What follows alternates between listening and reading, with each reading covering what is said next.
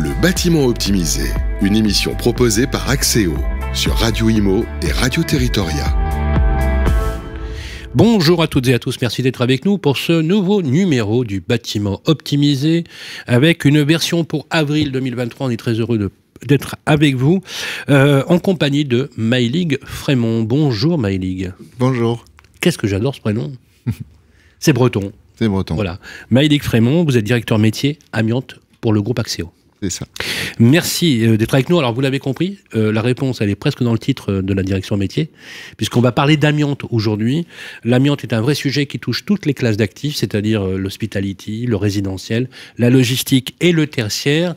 C'est le sujet du jour que nous allons développé dans ce numéro du bâtiment optimisé, et on a de la chance puisqu'on a l'expert métier au niveau national qui est avec nous, et on va pas s'en priver puisqu'on va lui poser toutes les questions qui tarabustent souvent d'ailleurs les asset managers comme les property managers. C'est bien ça le sujet du mois, on se retrouve tout de suite après ça. Le bâtiment optimisé, le sujet du mois. On parle du sujet du mois.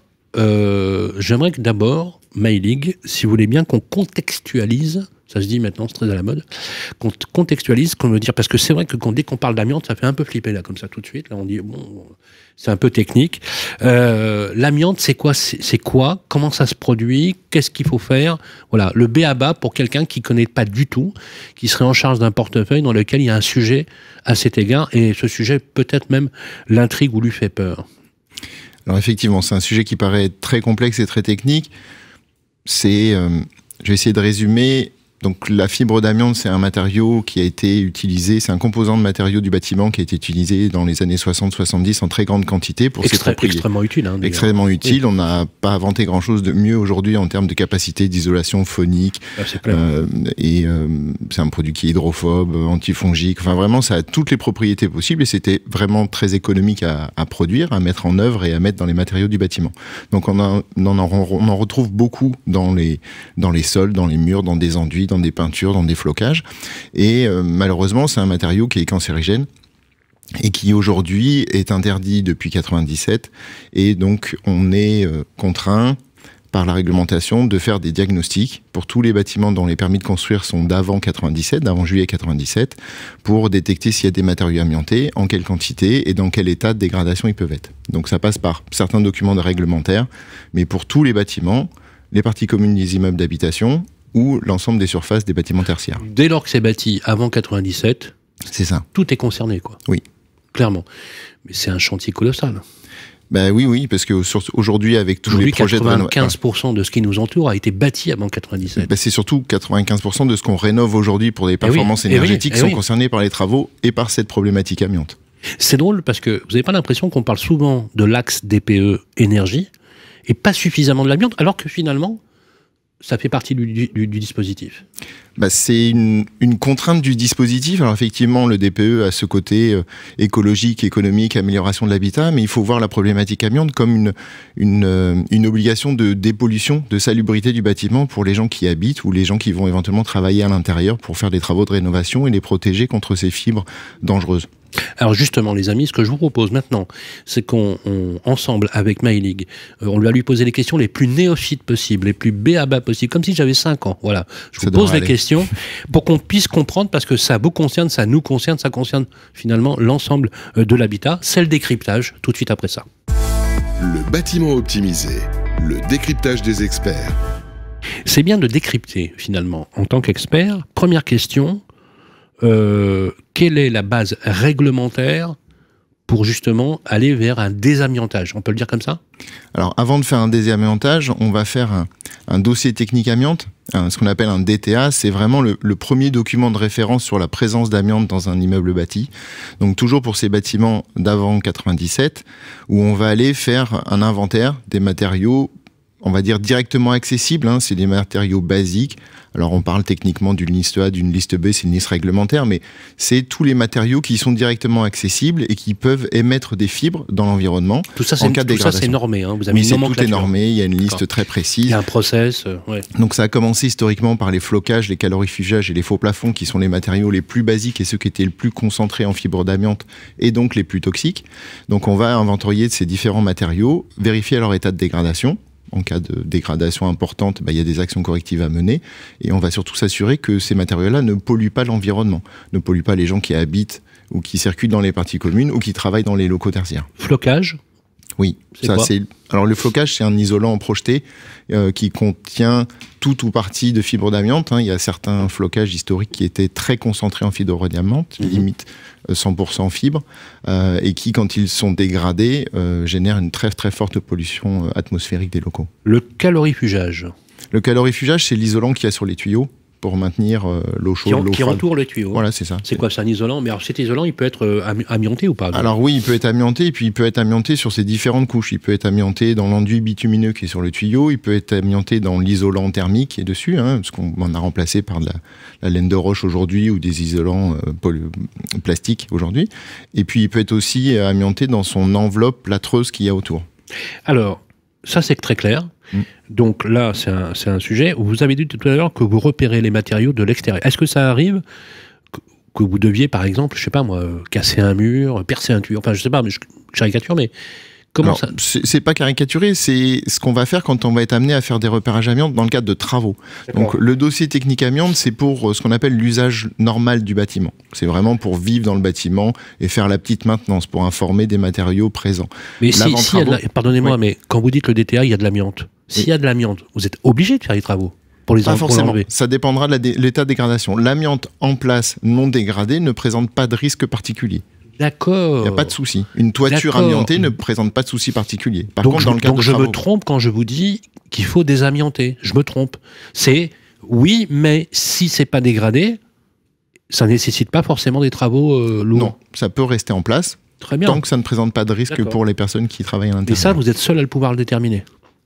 C'est les techniciens du bâtiment qui le déterminent. C'est les personnes certifiées qui font ces repérages-là et qui vont évaluer l'état de dégradation. C'est très clair. Par contre, dans le cadre de travaux, là, on va être obligé de faire des investigations plus approfondies, de faire ce qu'on appelle des sondages destructifs. Donc, effectivement, aller percer des cloisons, percer des sols pour voir la composition, la structure des bâtiments, pour voir s'il n'y a pas de l'amiante cachée derrière des cloisons, sous des faux plafonds.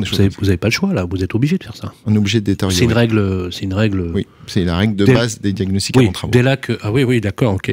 Ça va faire flipper un peu les property managers parfois, en se disant, va falloir casser un peu pour voir. Oui, surtout quand ils ne savent pas où ils vont faire les travaux. Oui, surtout quand on ne sait pas. Et surtout, est-ce que le bâtiment, quand ça arrive... Alors, je dis une question bébête, peut-être. Est-ce qu'il est occupé, le bâtiment, quand vous faites ça? Ou est-ce qu'il est vide? Parce que ça, c'est un sujet aussi. Certains diagnostics peuvent se faire en locaux occupés. Par contre, quand on fait des sondages destructifs, idéalement, dans tous les cas, on fait sortir les locataires ou les usagers d'un bureau, par exemple.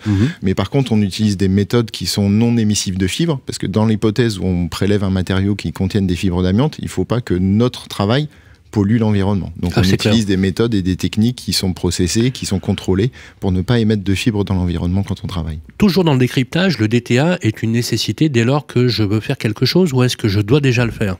Je dois le faire. Même si je fais rien dans mon bâtiment, donc, je dois le définir. Je le vends pas, je le garde en portefeuille. Si je suis contrôlé, je dois l'avoir. Il doit être à jour. Vous devez l'avoir et il doit être à jour. Mais il y a plein d'immeubles pas à jour. Je vous le confirme. C'est énorme. Non, mais je vous le dis. Moi, on a l'habitude. On s'appelle un peu Radio Imo aussi. Mais il y en a. Enfin, avec le peu de connaissances que je peux avoir quand même, il y a bien 7 bâtiments sur 10 qui l'ont pas. Oui, ça doit être la bonne proportion, oui. Alors, qu'ils l'ont pas ou qui ont un document non à jour. Oui, alors, comment ça se fait? Alors, qu'ils l'ont pas, c'est souvent qu'ils ne l'ont plus, parce que au gré des acquisitions, cessions, et puis les diagnostics, les DTA ont été faits dans les années 2005. C'était du papier, c'était dans des classeurs, et puis les documents se sont perdus. Aujourd'hui, avec la sauvegarde numérique, on a une meilleure traçabilité des documents. C'est clair. Par contre, même des documents qui ont été faits historiquement, ils sont pas forcément à jour. Le DTA, il doit être postérieur à 2011, puisque la réglementation a évolué en 2011 sur le périmètre des investigations. Et surtout, s'il y a une présence d'amiante dans le DTA qui est existant, il faut qu'il y ait des passages périodiques. Il faut qu'on vienne évaluer périodiquement l'éventuelle dégradation des matériaux. Donc le DTA, il est valable sur une durée moyenne de combien de temps, Maëlig? En gros, 3 ans s'il y a présence d'amiante dans le DTA. Tous les 3 ans, il faut repasser. C'est hyper important. Oui. Tous les 3 ans, vous qui nous écoutez, la loi ne dit pas tous les 3 ans vous devez faire un DTA, on est d'accord? Non, on fait juste un contrôle visuel. Par contre, ce que vous dites, c'est pour justement mesurer la dégradation potentielle de ce risque-là, il vaut mieux le faire tous les 3 ans. C'est ça. Est-ce que les clients le font? Pas que toujours. vous avez en portefeuille. En fait, il y a une partie des matériaux qui a une contrainte obligatoire inférieure à 3 ans en termes de périodicité. D'autres matériaux amiantes qui sont considérés comme moins dangereux, une périodicité qui peut être un petit peu plus longue. Donc souvent, la maîtrise d'ouvrage préfère jouer un petit peu la montre et étaler le temps.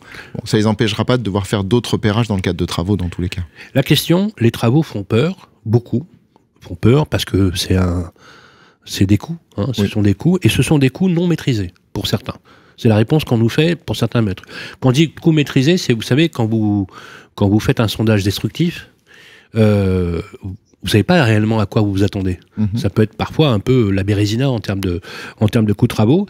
Et souvent, la question nous est posée sur la maîtrise d'œuvre, sur l'assistance à la maîtrise d'ouvrage et la maîtrise d'œuvre. Alors vous avez la particularité chez Axéo. J'aimerais que vous nous décortiquiez la chaîne de valeur, si vous voulez bien, dans l'accompagnement, où on a l'impression que parfois certains property managers sont un peu, je dirais pas désespérés, mais perdus ou même confus. Comment ça se passe avec vous ? Bah, ça se passe bien, déjà, c'est la première chose. Vaut mieux, ça c'est clair. Et l'intérêt de faire piloter ces projets quand il y a un risque amiante détecté, c'est qu'on va pouvoir maîtriser les coûts et les délais, en fait. Et donc, on va prendre le projet dès la réalisation du repérage amiante avant travaux. Même les coûts, oui. Et on va optimiser les méthodes, on va étudier différents scénarios de travaux qui vont jouer sur la durée, sur l'occupation des locaux, sur la méthode mise en œuvre.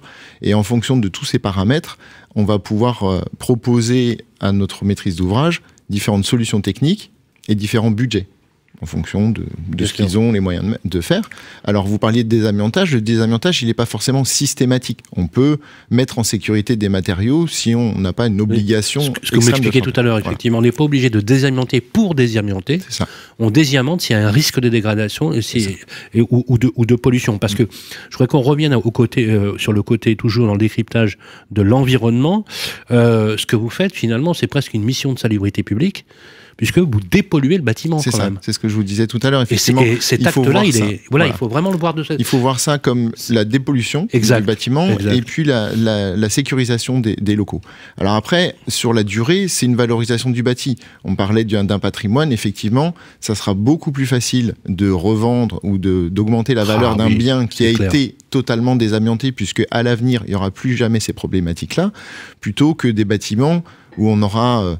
je vais dire vulgairement cacher la misère, c'est-à-dire fait du recouvrement sur des dalles de sol, parce que l'amiante est toujours présente, et le propriétaire futur, s'il a envie de refaire les sols, il va redécouvrir l'amiante et devoir gérer ces problématiques-là plus tard. Vous avez tout à l'heure évoqué justement sur ce qu'on appelle les classes d'actifs, c'est-à-dire les types d'habitats concernés. Tous sont concernés, on peut être très clair. Immobilier de commerce, logistique, habitat résidentiel et tertiaire. Par contre, c'est pas les mêmes règles. Pour le tertiaire, pour le résidentiel, vous m'avez dit, ça ne concerne que les parties communes. Alors pour le DTA, pour le dossier technique amiante, donc le document de base. Pour le DTA, qui est une obligation légale, faut le rappeler. Faut le rappeler que c'est une obligation légale. Pourquoi que les parties communes, il y a une logique? Oui, c'est pour pouvoir gérer les petits travaux de maintenance, en fait, pour l'usage quotidien du bâtiment, pour savoir où est l'amiante directement accessible. Donc on rentre pas dans les logements. Qu'est-ce qui n'empêche pas qu'il puisse y avoir de l'amiante dans les logements? Ça peut. Donc il y a un autre document, un autre diagnostic qui existe qui s'appelle le DAPP pour les parties locatives, les immeubles d'habitation et les appartements. Oui. Le document est techniquement un peu moins pertinent, c'est pour ça qu'il est moins développé, mais par contre les bailleurs sociaux doivent fournir les DAPP à l'ensemble de leurs locataires. Justement, les diagnostics, on en a beaucoup parlé, notamment sur le DPE, l'ancien et le nouveau DPE, où il y a eu beaucoup de sujets sur le calcul et l'approche des matériaux. Toujours sur le DTA, quand on prend un plan pluriannuel de travaux, on va rester dans la copropriété, si vous voulez bien, dans un premier temps. Est-ce que justement, DTA et les travaux d'amiante peuvent entrer dans le cadre d'un plan pluriannuel de travaux? Ça va être des éléments qu'on va aller vérifier. Dans le cadre du 3PT, en fait, on va vérifier l'aspect réglementaire, documentaire du bâti. Et dans ces pièces documentaires à vérifier, il y a la conformité, la validité du DTA, puisque c'est un document de base. Donc, il peut y avoir un warning dès le premier dossier. On peut pas ne pas avoir de DTA, on est d'accord. Sauf si le bâtiment date d'après 97, dans ce cas-là, on est exonéré. Mais sinon, 95% des bâtiments ont été construits avant, donc ça veut dire qu'il y a nécessairement le DTA dans le PPT, avec des prescriptions ou des préconisations ou pas. Alors, oui, en tout cas, il faut s'assurer qu'il soit présent, à jour et complet. Et ensuite, dans le cadre du plan pluriannuel de travaux, lorsqu'il y aura des travaux, et selon les zones de travaux, il faudra faire des repérages spécifiques amiante dans ces zones-là pour aller voir s'il faut refaire un ascenseur, s'il faut refaire l'isolation thermique par l'extérieur. Il faut aller voir tous ces matériaux potentiellement amiantés. Pour le césure tertiaire, vous m'avez dit que ça concerne la totalité de la surface. Oui. D'accord. Ok. Pourquoi ? Parce qu'il n'y a pas de partie commune. Parce qu'il n'y a pas de partie commune. Non, mais voilà, parce qu'il n'y a pas de partie commune. C'est tout. En fait, c'est dans le cadre. On pourrait imaginer un immeuble du bureau avec des troncs communs, mais finalement, non, c'est une occupation globale. Alors, il y a des parties communes dans les immeubles tertiaires, mais le bailleur, le propriétaire doit fournir le DTA aussi pour les entreprises qui logent à l'intérieur. D'accord. Et alors, je vous propose maintenant, si vous voulez bien, on va passer aux solutions, une petite virgule, et on se retrouve tout de suite après. Le bâtiment optimisé. Axéo vous répond. Alors, justement, les solutions avec vous, Maëlig, avec des questions basiques. Voilà. Je suis property manager d'une foncière qui n'a que des immeubles en SCPI. Vous connaissez le principe des SCPI. Une quarantaine d'immeubles. Je ne connais absolument pas, et ça arrive à mon avis souvent, quel est l'état ou pas de l'amiante que j'ai dans mes bâtiments. Est-ce que c'est une question qui est posée lorsqu'on vous sollicite ? Alors oui, c'est souvent la problématique de la gestion documentaire à la base, c'est que les propriétaires sont un petit peu perdus sur tous ces documents, n'ont pas forcément la trace de toute leur historique, donc ils vont nous mandater pour faire un audit de base, audit de situation, pour faire une photo de toutes les actions à mener pour se mettre en conformité réglementaire déjà. Et la question alors justement, la question est posée, c'est donc on vous mandate pour faire un audit et on nous pose une question un peu basique, mais à mon avis terriblement efficace, c'est combien ça coûte un audit ? Alors, toujours moins cher qu'avoir des problématiques de santé publique, ou les amendes éventuelles. C'est clair. Mais après, alors dans le cadre de travaux, les prestations sont quand on fait des suivis de travaux, de la maîtrise d'œuvre dans le cadre de travaux, nos prestations sont souvent amorties par les économies d'échelle, par la recherche de solutions optimisées en termes de temps. Et surtout, on évite les aléas, on évite les travaux supplémentaires, les arrêts de chantier éventuels qu'il peut y avoir si on fait des choses pas dans les règles. Donc il n'y a pas de prix forcément pour le DTA, c'est en fonction. Alors il y a un prix de marché pour le DTA. Après, il y a des DTA qui sont bien faits et des DTA qui sont moins faits. Il faut un peu de temps pour faire un DTA correct. Est-ce qu'on peut donner un prix ou... On va dire qu'un DTA sur des parties communes d'immeubles d'habitation, c'est entre 300 et 500 euros hors taxe. C'est pas très cher, hein. Non, c'est pas très cher. Après, c'est vraiment... Non, mais attendez, pour un sujet aussi important, je trouve ça vraiment pas ça très cher. C'est-à-dire quoi, il y a un coût au mètre carré, ou c'est forfaitaire, c'est comment ? C'est principalement, on compte en entrée en partie commune en fait, hein. C'est la dimension et l'étendue des parties communes qui fait le temps de travail, puisqu'il faut tout visiter. Pour le tertiaire, c'est le même prix ou... Après, c'est un prix au mètre carré pour le tertiaire. Il y a des tranches, mais il faut tout visiter. Donc c'est un prix au mètre carré. Tous ces renseignements, on peut les avoir en allant sur le site d'Axéo ou vous contacter, bien sûr, directement. Deuxième question qui nous est posée. Vous aviez déjà d'ailleurs partiellement répondu dans la première partie de l'émission, c'est le suivi travaux et le budget travaux. Là, c'est un vrai sujet parce que souvent, ce que disent, et c'est la question qui est posée, c'est l'absence de partenaires fiables ou d'entreprises qui maîtrisent le sujet. Est-ce que c'est réellement un sujet ? Alors, des entreprises qui maîtrisent le sujet, il y en a, puisque les entreprises qui peuvent travailler dans le domaine de l'amiante, elles sont certifiées. Il y a un label Voilà, elles sont certifiées, elles ont passé un certain nombre de tests, d'examens, elles sont suivies, donc les entreprises sont référencées, identifiées. Par contre, le potentiel de marché est tellement important qu'il y a beaucoup d'argent à se faire sur ce marché dans le bâtiment, effectivement. C'est clair. Et il y a beaucoup de travaux, donc les prix sont très variables en fonction des secteurs géographiques, de la charge de travail des entreprises. Donc l'avantage de passer par un maître d'œuvre ou un AMO, c'est de pouvoir maîtriser ses coûts. On connaît les prix de marché, on connaît les prix locaux et on arrive à ajuster. Et puis on travaille avec des entreprises, on sollicite des entreprises qu'on a pu référencer, qu'on a pu auditer sur les chantiers et on s'assure que les prestataires sont de qualité. D'accord.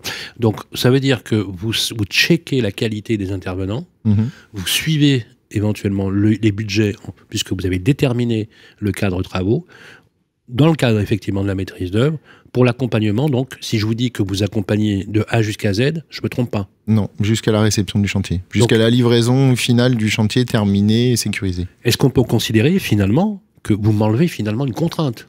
J'espère, oui. Non, mais j'espère, c'est le but. Vous êtes d'accord, c'est ce que vous dites aux clients, c'est un casse-tête. Oui. C'est un vrai casse-tête. C'est un casse-tête en plus qui les ennuie énormément, parce qu'ils ont beaucoup de boulot par ailleurs. Et ça, c'est un sujet dans lequel ils seraient très contents de le déléguer. D'ailleurs, c'est le cas avec la plupart de vos clients. Comment vous expliquez, justement, c'est une autre question qu'on nous pose, quelqu'un qui est un peu étonné justement, du peu de bâtiments qui ont réellement mis en place un DTA ou un DTA à jour. Voilà. Parce qu'en fait, la question qui nous est posée, c'est qu'ils ont l'impression que quand ils ont fait le DTA, ils ont satisfait à l'obligation, et puis ils n'y reviennent plus. Alors il y a probablement, je pense que le manque de contrôle, enfin l'absence de contrôle sur la présence de DTA fait que ça n'incite pas à réaliser ce document. Et puis ensuite, il y a l'utilité technique. Un DTA, ça reste un repérage amiante léger ou sommaire. Et dans tous les cas, quand il va y avoir des travaux, il va falloir faire d'autres investigations complémentaires.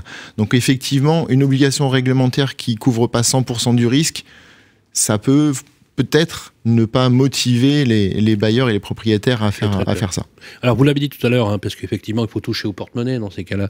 Ça valorise l'actif, d'accord ? Et ce sont surtout des emmerdements en moins, parce qu'effectivement, ce sont des contraintes. Parce que vous avez dit une chose tout à l'heure qui est très juste, c'est de sondage destructif.